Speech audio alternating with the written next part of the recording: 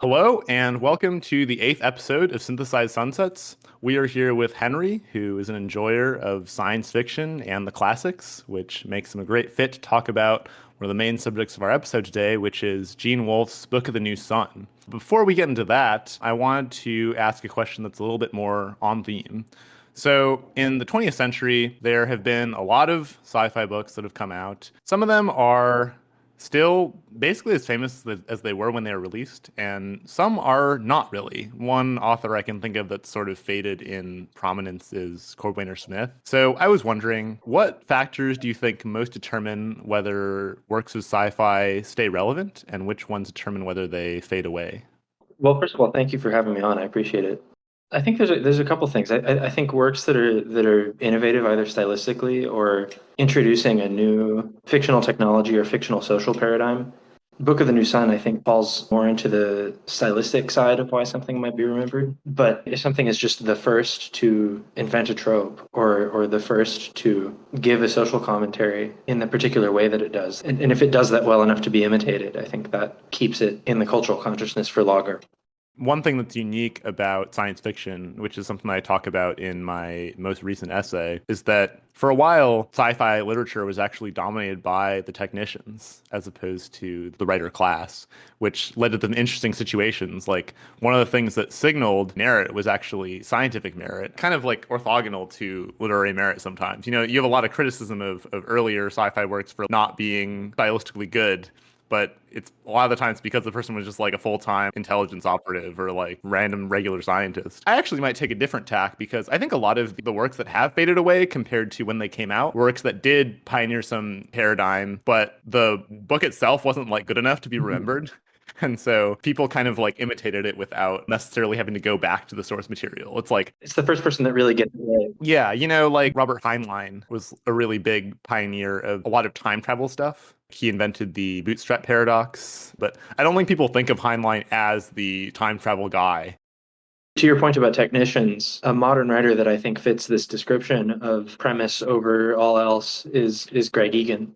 He just will come up with a premise and then as quickly as he can get through all the implications of that premise. And then the 100-page novella usually ends. You're like, wow, thank you, Greg. That really is what would happen if everyone reproduced asexually. But there's not so much going on an artistic level. It's very sparse. Certainly well constructed, but definitely you can tell that this book was written, under version control in Git. I think that that sort of work is kind of a dying art. If you look at mid-century sci-fi, there's a lot more emphasis on really innovating in a scientific direction. Whereas if you look at what's awarded today in science fiction, first of all, most science fiction awards are also fantasy awards, but I think it's very rare that you see the really hard sci-fi works actually getting attention. It's usually awards that are going to the more literary ones. And I'm actually not sure if there's any awards that are specifically for hard science fiction. So I was wondering, do you think that that's a bad thing? Like, do you think there should be more of a place and a scene for hard science fiction to be appreciated? Or do you think that that's just kind of not really the role of the literary community?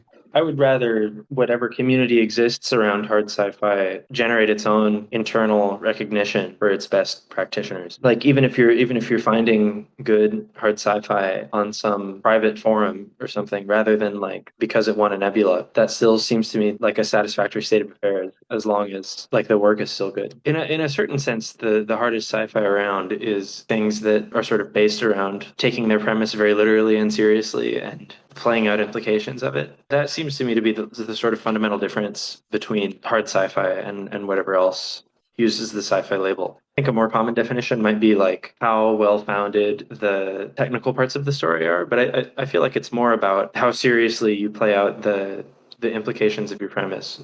Like a fantasy world that takes its economics really seriously is closer to hard sci-fi than a story with the sort of veneer of the, I don't know, retro future aesthetic, but not much internal coherence. Yeah, I would agree with that. Hard sci-fi, and in some ways, is in a similar place as it was during the pulp era, where during the pulp era there wasn't really like a main spot you would go. There were just kind of all these random magazines where if you were in the know you might randomly dig up a diamond of hard sci-fi, but it was, not a super institutionalized thing. But then as it gradually grew and became more and more of a scene, you got stuff like the SWFA and like Asimov's magazine and stuff that they kind of like collected together. But now that the magazine economy is dying, the internet is sort of the next big thing. But whether that is going to institutionalize in the same way, and whether that would even be good because it's so much easier to find stuff on the internet than it was in magazines, that remains to be seen. Yeah, I do feel like there's an extent to which it's harder for hard sci-fi to be very centralized because different readers of hard sci-fi have different amounts of scientific knowledge. And what might be like hard science fiction for one person might not really be for another.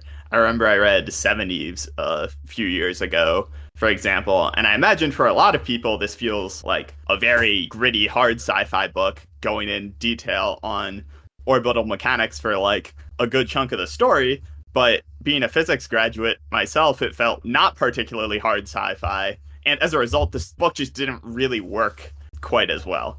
A lot of the time, your target audience is going to depend on just how in depth you go on describing things. And if you describe things at a correct level, then it can work really well. But if it's either going over someone's head or just like parroting back stuff to them they already know, then it doesn't really feel like it works as well. One of the things that I talked about in the essay is that science fiction splitting away from literary fiction is just a direct result of science becoming harder to understand. When you had your original wave of science fiction, you had your Frankenstein and, even to some extent like Brave New World, it was a period where wealthy people and men of letters were just really interested in this new science thing, and they kind of had a general handle on the basic concepts. But now to have a general handle on the basic cutting edge concepts of science is really, really difficult and specialized, and you can't just like casually do it on the side. And so I think previously you had the same people that were producing most literary fiction and also science fiction. But as science fiction became more and more specialized, the target audience became more and more specialized, and the writers became more and more specialized as well. And so I don't think it's just literary fiction pulling away from sci-fi. Like, it wasn't that sci-fi writers couldn't write like literary writers, but I think it's more that literary audiences weren't as well equipped to write and read science fiction as they were previously. And that was an angle I hadn't really thought about before. There's sort of an analogy to the loss of the body of classical references Oh, definitely.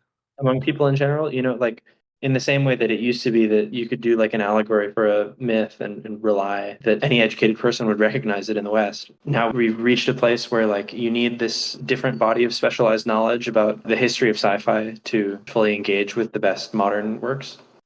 I think this is especially felt when you view media from other countries that have not experienced this. Like if you watch an Indian movie or a Chinese movie, they're just drawing from millennia of lore, and you're just like, wow, America can never. Let's talk about Book of the New Sun. So, Book of the New Sun is a 4-volume epic with extras by Gene Wolfe that came out, I believe, in 1980 and throughout the 80s. Henry, do you want to share a little bit about Book of the New Sun and why it's so great and important? Sure. I just think it's really excellent stylistically to contradict, I guess, my earlier stated preference for really played out technical premises. One of the first things you might notice about Book of the New Sun, I think, is the way that the history of the world is sort of deeply layered to the point where you can't really keep track of it all. And the world is just full of objects whose origins are sort of only vaguely hinted at that come from societies that existed well before the society at the time of the events of the book. But unlike other similar works where you might find like an explicit explanation of the lore leading up to the events of the book, instead you just have individual sort of puzzle pieces from these long past dead cultures just sitting around in the world to be interpreted as you will. That vagueness is a big part of the appeal of the book because it lets you sort of interpret the significance of those artifacts that the characters come across however you'd like to. It really feels like a deep puzzle of a world with a lot of hidden information to find. and you can gradually come to realize things about the world that are only subtly hinted, like where in the world is this located. This, is never given explicitly, but if you sort of pay attention to the descriptions of the biomes and landforms of the setting, you can see that it's set in a particular place on Earth that I won't spoil if anyone hasn't read it. It's full of puzzles like that. It's set sort of far after the heyday of like a galactic empire that exists in relation to the characters as ancient Rome exists to us. And Gene Wolfe actually uses Latin in the book to sort of take the place of the dead language of that civilization, which I think is a really excellent choice. Because he lets it sort of bleed into his use of English. Like his English is representing the language of the people of the story, but he's allowing the sort of roots that he uses in his made up English words to be chosen based on their influence from that old spacefaring civilization. There's a lot of interesting stuff about Book of the New Sun that I think sets it apart from pretty much all other sci-fi. One of the things that most jumps out to me is, like you said, it's kind of optimized for rereading. They even mention this in some prefaces to the book. They're like, this is a book that is designed to be reread. That in itself feels very literary and somewhat rare in sci-fi. Like, that's not to say that sci-fi isn't to be reread, but I don't think that rereading for most sci-fi is really the author's intended goal. That's not really the goal of super hard sci-fi necessarily, and it's not necessarily the goal of the more like entertaining genre fiction space adventure. But with Book of the New Sun, you really want to like give a lot of yourself to this book to fully benefit from it. It's certainly one of the most unique books within a genre. Are you aware of any books that felt similar to you inside of science fiction? Honestly, the work that feels most similar to it off the top of my head is the game Caves of Cud, which is kind of like Dwarf Fortress meets Dune, because it has the sort of esoteric user interface and text-based style of Dwarf Fortress and the same sort of deep simulation, while also having the sort of desert setting and water-based economy of Dune. Each time you start up the game, a new sort of simulated history is generated. You can really achieve the same deep feeling of mystery from Caves of Cut that you can from Book of the New Sun, especially because there's permadeath, so you can't take a lot of risks. My longest ever playthrough was like I was about 10 hours in when out of nowhere a group of laser spear wielding camel man beasts appeared. They're like much higher level than me. It's a turn-based game. Everything is sort of paused until you move. So you have as much time as you want to make a decision in that sort of situation. And because there's almost no graphics, you're sort of reading a text description of these things. And it's like, clearly, these are the most interesting beings, I've encountered in any playthrough. I don't know what story beat they're a part of still. And so I sat there for about 15 minutes. I decided what to do. I was like, okay, I think I'm going to move left so that I can get behind this wall. And in that same turn, one of them just shoots me dead with a laser for 10 times my max health. And so I just start a new game. I don't know what's going on. This is what Book of the New Sun feels like, except you get to keep going and you eventually get to learn what is going on. That one anecdote, I mean, Gordon, you might be thinking the same thing, but it really has the same vibe as that one part of Mother of Learning. Mother of Learning is a subgenre of rationalist fiction, which I would describe as fiction that's built around the main characters making extremely rational decisions, or at least going through a very intentional, rational process to arrive at their conclusions, and then taking that to its natural conclusion. Mother of Learning is basically the story that combines Harry Potter with Groundhog Day. The main character is going to magic school. He's having an all right time. He's at magic school for a month. And then there's this massive attack that basically destroys the entire school and kills everyone in it. When that attack happens, he gets his soul merged with a time looper. When he dies, he just loops back to the beginning of that month. And he's just like, well, maybe that was a bad dream. And then he goes through that same month again, and then he dies horribly again in like school apocalypse. And he's just like, well, that was just as horrible that time. And then he cycles back again. For the first like 7 times, he's just like totally in denial that this is a real thing that's like really, really happening. But at a certain point, he's just like, okay, I'm probably in a time loop. The school is probably going to get destroyed and keep getting destroyed unless I do something about it. So the rest of the story hinges around why is the school getting destroyed, who is destroying it, and what can he do to prevent this calamity from happening. The actual world of Mother of Learning is pretty optimal for this story because it's set above what's called the dungeon. So you have this ecosystem where you have sort of like normal human life with magic at the top level, but the amount of ambient mana increases the more that you go down into the earth. And so at the top level, it's sort of like your normal fantasy fare. And then when you go down to the first level, you start seeing monsters. But then the more you go down, the more scary monsters there are, because there's some monsters that are like very scary, but they take a lot of mana to actually work. Like they run on mana. And so if you're too high, they just can't live up there. But magical creatures tend to be more powerful than non-magical creatures. So it's also the case that due to natural selection, the further you go down, the less non-magical life forms there are at all. And there's this whole thing where you really can't go below like the third level of the dungeon unless you're just super, super OP, because you'll probably just die from the normal fauna. And even if you don't die most of the time, there's just a chance that you'll find some creature that normally lives at like level 8 or however far down it goes. It'll just like fucking kill you and you're just like screwed. But the main character benefits from the fact that he can just go back to the beginning of the loop when he dies. So sometimes he's just like, yeah, I'm going to go exploring. There's this one time where he just goes down and he's on level 5 or something. And then he just sees this thing and then he just dies. And he's just like, he's just kind of mad. He's just like, why did I die? Like there was not really a mechanism. And he concludes that he probably died because this one really high level magical creature just looked at him. But he's really just kind of like, yeah, I died. I don't really know why I died. That's crazy. I'm not going back down there again. The cool thing about the story is because it loops, you have this really, really dense city as well as this really, really dense dungeon that gives more and more of itself as the character progresses and loops inside of like this very small geographical context. It's a roguelike in a story, yeah. Right, yeah. So you got this layering thing going on that's pretty cool. Gordon once had the take that the main character is. Yeah. This was sort of a funny thing because I recommended this book to Kevin after like binging most of it freshman year of college. And I was like, yeah, you should read it. And like, I feel like the protagonist is kind of like you. It's quite a long book, right? And I'm like near the end of it at this point, and quite a amount of character growth has occurred. And, at the start of the book, he's just like really this kind of petty, short-sighted, like, and Kevin starts reading the book and really doesn't have any positive qualities. I just finished American Psycho. It really reminded me of it. Yeah, exactly. But there's some really cool parts of the book that are almost self-contained. Like, there's this one part where he meets this girl who he hasn't really talked to in his class much, but she's like kind of hot.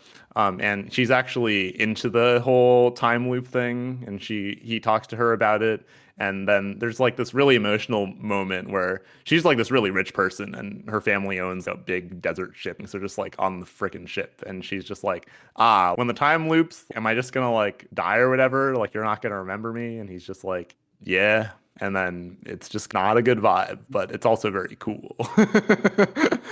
There's a lot of moments like that. And also, I would say, in contrast to pretty much every time loop story I've ever read, the mechanism is actually satisfying. It almost never is, but in this book, you're like, bro cooked.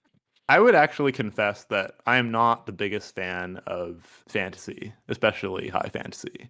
And that's not to say that there aren't any fantasy works that I really like. I really like Lord of the Rings. I really like The Broken Earth. But if you just took some random fantasy book off the shelf and gave it to me, I feel like I would probably like it a lot less than your average fantasy reader, maybe even a lot less than your average genre fiction reader. And I think the reason for that is that a lot of fantasy feels kind of sparse to me. Like, there is this idea of a story being dense. Mother of Learning is very dense because it pretty much all takes place in this one city, oftentimes like this one school. Whereas a more common fantasy setup is that it's just very expansive. You go from here and then you go to here and you go to here. The world as a whole is sort of like cool and interesting, but like in each individual part, there's not a ton going on. It's just like some random town where they're vibing. And I feel like that sort of story is not as much my kind of thing. But I feel like Book of the New Sun is sort of both. Would you guys agree with that? And do you guys have any sort of density preference? Yeah. I would definitely agree with that. I'm someone, when I read, I'm not particularly a big mystery solver type of person too much. I kind of just let things happen. But in Book of the New Sun especially, it felt like you can go to a new place and there will be a ton of mysteries there that I'll never figure out, but there's a sense at least that they're purposefully curated and the world has a lot of depth to it. That in general is what I like the most. I like when fantasy is big. I do generally like fantasy as a genre, but I want to at least believe that the places you go, if the protagonists spent a lot more time there would be a lot of them out. And I feel like a lot of fantasy stories don't really successfully sell that. They do feel like, this is just medieval fantasy village number 4 or something, rather than something which has all these individual people and its own history and culture and whatnot. And I think that's sort of the key balance that is necessary for successful fantasy. I think one of the ways that Book of the New Sun achieves that kind of simultaneous scale and depth that you were talking about, Kevin, is sometimes one of the interesting unexplained details will be exactly how big something is. I feel like this happens a lot in Book of the New Sun, where offhand someone will say something that implies that like a city is 100 miles wide, and you're just left to wonder, like, sorry, what exactly is going on? There are a lot of sight gags in Book of the New Sun as well, where like in Book of the New Sun, long ago, the sort of ancient spacefaring civilization settled the moon and terraformed it. And this is only clear for the first like 100 pages through offhand poetic references to the moon that imply that it's green, like obliquely. And only quite a ways in does someone actually explicitly say something about like the trees of Loon. And it's never really explained at length. Not that it needs to be really, but it's only implied. Another interesting thing about the Book of the New Sun is, in addition to this like vast historical depth, you also have a lot of mythological depth. The main character, Zorian in particular, is a Christ-like figure, and there's all these events which take place in the story which sort of have a more direct literal meaning, but they also feel like they have a more allegorical meaning that can sort of be interpreted through the lens of viewing Gene Wolfe as a Catholic who is putting some sort of religious teachings or parables into this story. And I think that's a really interesting thing to read for as well. Henry, to some degree, you identify as a Catholicism respecter. Just very simply, what do you think makes Catholicism so fascinating, especially compared to other sects of Christianity? I just find the whole Tradcath aesthetic to be somehow compelling. I think that stems largely from this idea they have of identifying the true, the good, and the beautiful. This is, I think, a pretty old idea in Catholic theology. I think it can often be useful when you're trying to explain why one of those properties holds of something to appeal to one of the other two. Like you can say, why is it that I'm like having an aesthetic experience with this theorem? It's beautiful because it's true. Why is it that I have this moral intuition? And then you can say, well, the opposite of this like provokes disgust in me, and that means it's beautiful, and so it's good. Why do I agree so strongly with the rationalists about some of their takes about like prioritizing truth? And you can say, oh, it's good because it's true. And there's 3 more directions to do, but you get the idea. I think it's a good ethical heuristic to identify those 3 things, because truth is instrumentally useful, and so it's good. And beauty is generally good, like first order approximation for ethics. Like you can sort of trust your disgust response. Do you think that Catholicism is uniquely interested in finding the truth compared to other parts of Christianity? I think it is almost uniquely uninterested in that. It also has this really robust philosophical tradition to which we owe a lot of our sort of Enlightenment ideas. I guess the idea of sort of equality before the law is fundamentally a Christian idea, or that was the first culture to sort of say there exists this intrinsic worth that supersedes ethnicity and background, which is a pretty standard background assumption today. I don't think we get a lot of our truth-finding infrastructure from the Catholic philosophical tradition, but what we do get from them is a lot of our ethical axioms and a lot of the sort of worked-out implications of those axioms. Would you say something that appeals to you about Catholicism is that it adopts a lot of the aesthetics that we associate with truth, but it does it in a way that's maybe more unfamiliar now that we're so removed from when Catholicism was the dominant culture? Maybe so, yeah. It's a very sort of self-contained, coherent artifice. It's like clockwork. It sort of all fits together. Another thing I think is neat about it as a social institution is that it affords multiple levels of engagement. You can be someone who engages with it only infrequently and have your life be improved by it. You can benefit from it on levels all the way from going to mass on Christmas Eve only, all the way up to like entering religious life and joining an order, being a monk or nun. Because it's so old, it really has developed a lot of flavors can benefit people who want to engage with it in different amounts. Something that made me more appreciative of Catholicism and Christianity more broadly is engaging more deeply with rationalism, which is something that you mentioned earlier in this conversation. For people that are unfamiliar, rationalism is a sort of almost new religion in the age of the internet, where people are primarily motivated by the search for truth and also its ethical implications. It's not exactly a religion in the sense that it doesn't really have that history and it doesn't necessarily have a belief in a higher power, but it has things that resemble scriptures, it has things that resemble sins. And I would say that people who newly convert to a religion tend to have a higher religiosity than like people who have just kind of adopted it by default because something had to inspire something so deeply about that religion for them to convert to it. And when you engage with a faith like Christianity, the majority of the people who are in it were kind of just like there by default in the United States, right? But in rationalism, the vast majority of people who are in it, I mean, pretty much all of them were in some way converted into it. And so the general atmosphere is much more like vital and alive. And in some ways, it definitely takes on a spiritual dimension.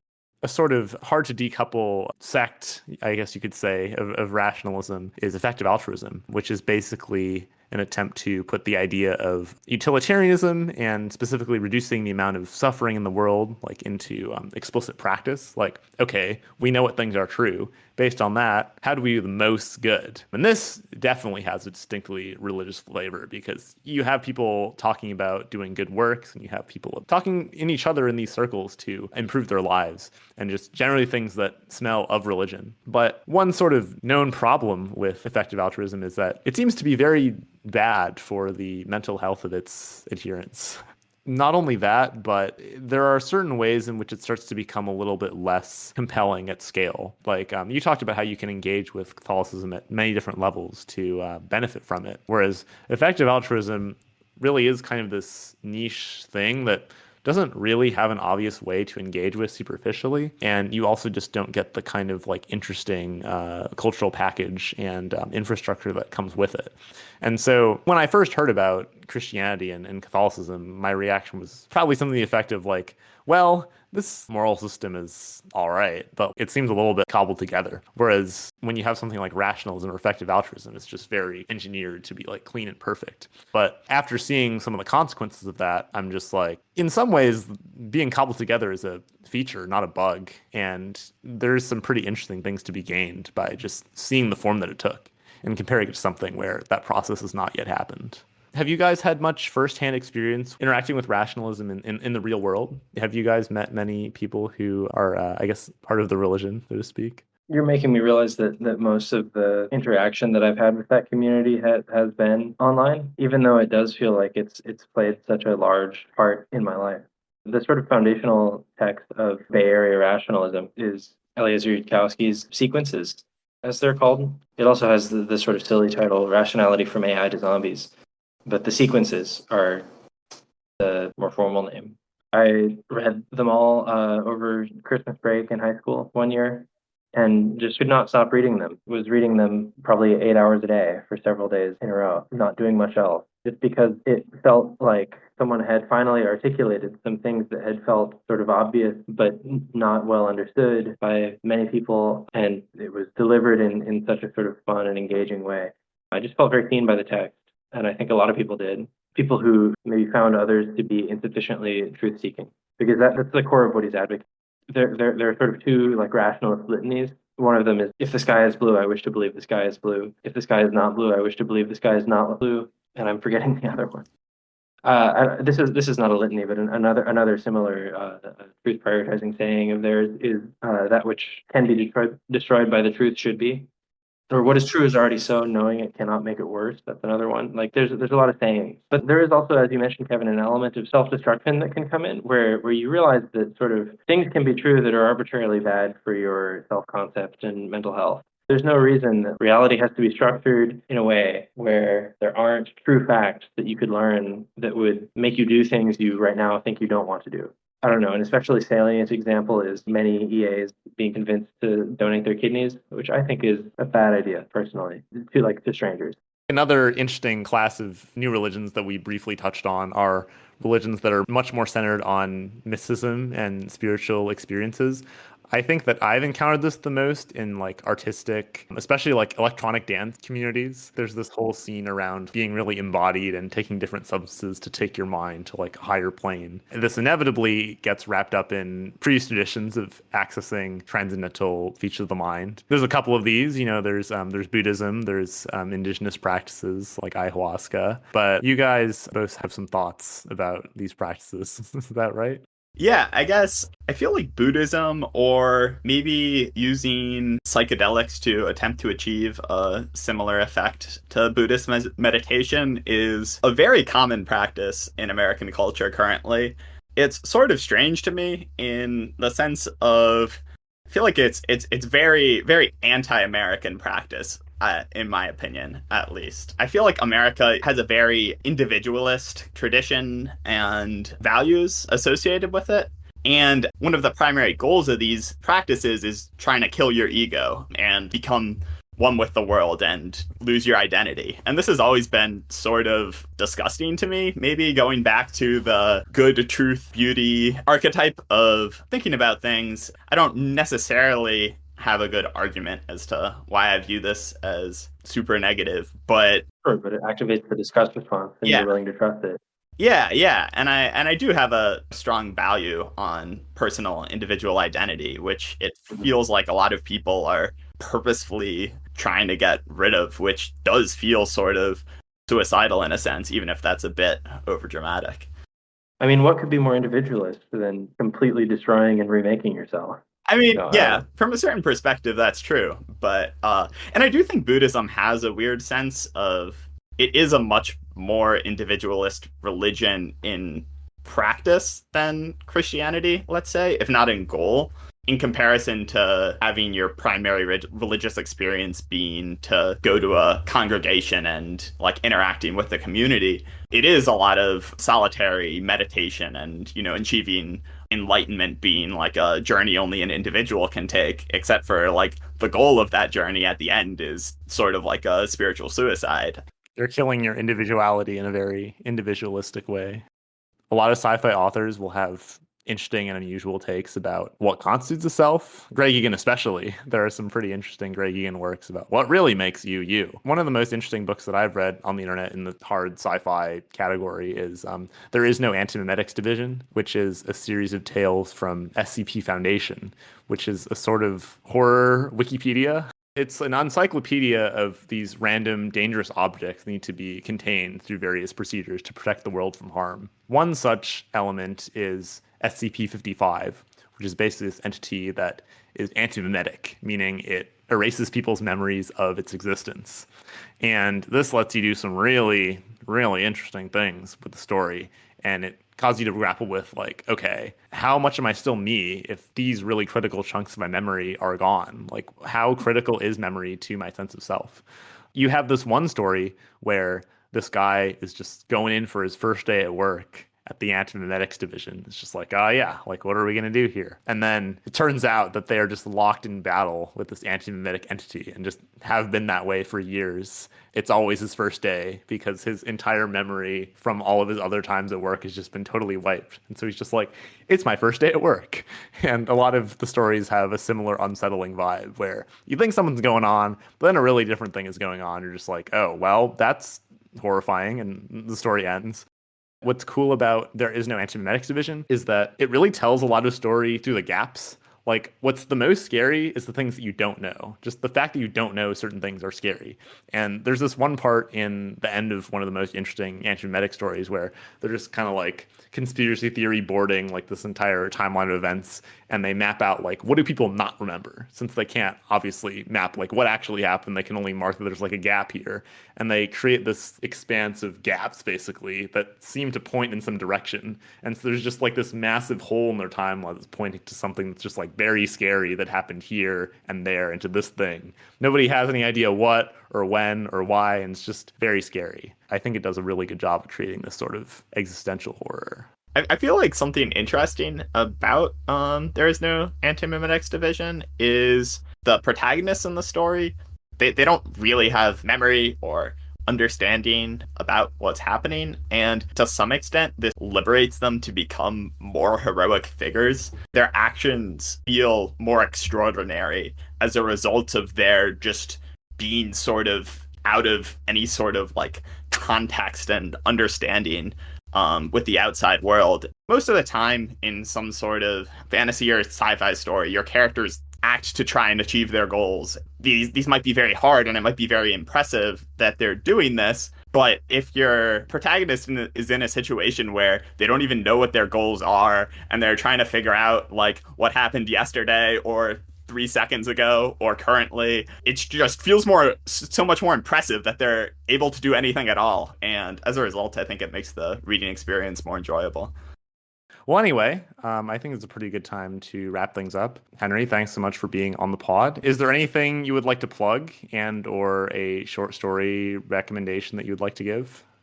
Well, yeah, the qntm, who has written some SCPs, as well as there is no Anti-Memetics Division, also has another collection of short stories I really enjoy, which is Valuable Humans in Transit. It also looks really nice as a physical object, I think. It's pretty. So I highly recommend that. Thanks so much for coming on the pod, and we will see you all next week. Yeah, thanks so much for having me again.